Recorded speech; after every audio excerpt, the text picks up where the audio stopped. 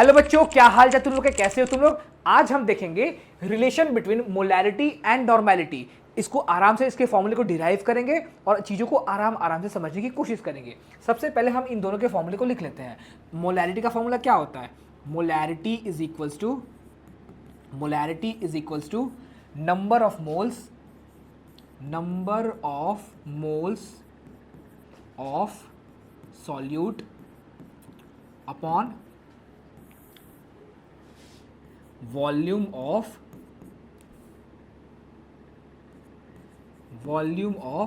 Solution. ठीक है, yes sir. याद रखना ये सॉल्यूशन लीटर में होता है, वो हमें ऑलरेडी पता है। ठीक है, तो नॉर्मेलिटी का फॉर्मूला क्या होता है? Normality is equals to number of gram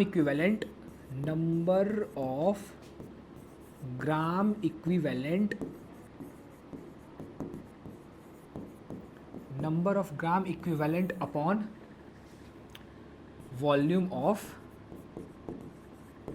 of solution. ठीक है, अब हमें करना क्या है? Suppose that this is our equation number 1 and this is our equation number 2। हमारे पास दो इक्वेशन आ चुका है। Yes sir.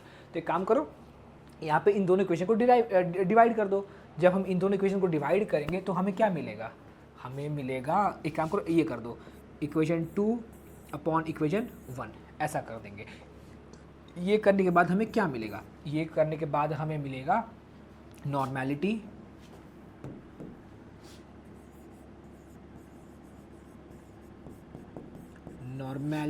Upon molarity is equal to number of gram equivalent upon volume of solution. तो वॉल्यूम से वॉल्यूम कैंसिल आउट हो जाएगा और हमारे पास बचेगा क्या? नंबर ऑफ ग्राम इक्विवेलेंट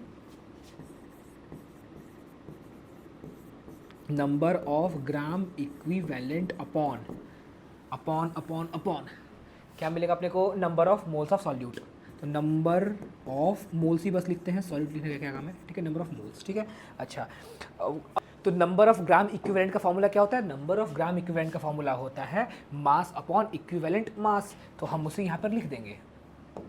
क्या लिखेंगे हम यहाँ पर? हम यहाँ पे लिखेंगे कि नॉर्मेलिटी अपॉन मोलैरिटी, नॉर्मेलिटी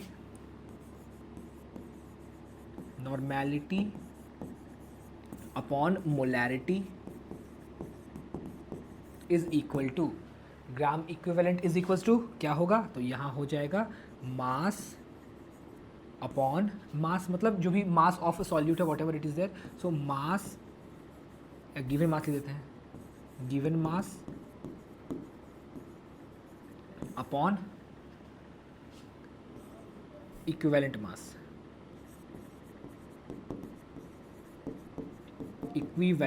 मास, ठीक है, यस सर। अच्छा, नंबर ऑफ मोल्स का फॉर्मूला गिवन मास अपॉन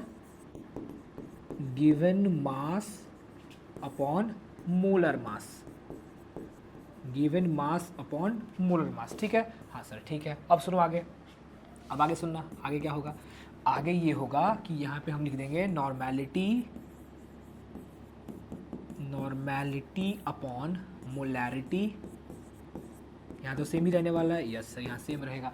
अब यहाँ पे क्या बचेगा? गिवन मास से गिवन मास खत्म हो जाएगा और ये मोलर मास ऊपर चला जाएगा। तो ये अब क्या बचा यहाँ पर? Molar mass upon equivalent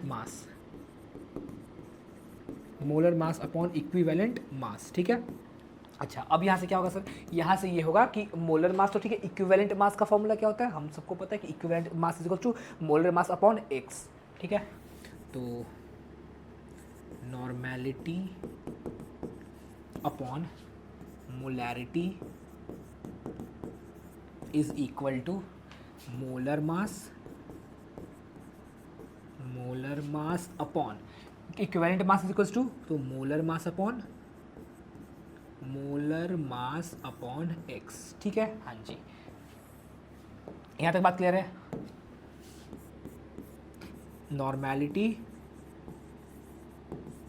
normality upon molarity is equal to molar mass से मोलर मास खत्म हो गया, एक्स ऊपर आ गया, क्या बचा? सिर्फ और सिर्फ बचा एक्स। तो finally we have relation between both things and that is normality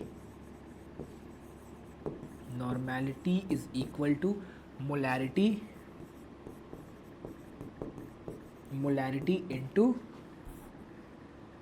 into X, ठीक है, ये इंटू है और ये एक्स है, ठीक है ना। तो this is our relation between what sir, molarity and X. आई बात समझ में, ठीक है। और कुछ डिराइव करना हो तो कमेंट कर दो।